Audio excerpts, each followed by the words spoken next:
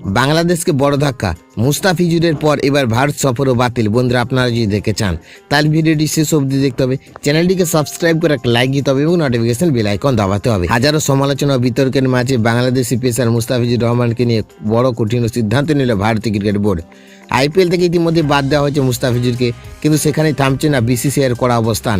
শোনা যাচ্ছে মুস্তাফিজুরকে বিদায় জানানোর পর এবার চলতি বছরের টিম ইন্ডিয়া বাংলাদেশ সফরও স্থগিত করার পথে হাঁটতে পারে বোর্ড।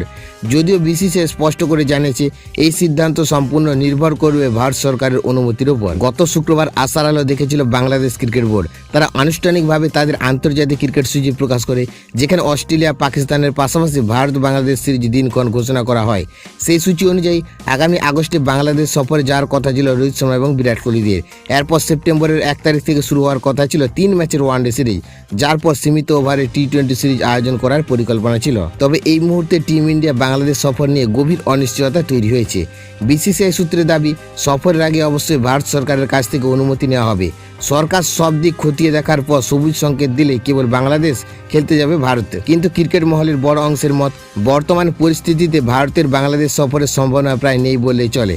এমনকি একাধিক প্রাক্তন ক্রিকেটারও মনে করছেন বড় কোনো পরিবর্তন না হলে এই সফর বাতিল হতে পারে। সব মিলিয়ে শেষ পর্যন্ত বাংলাদেশ সফর নিয়ে চূড়ান্ত সিদ্ধান্ত নিতে পারে বিসিসিআই।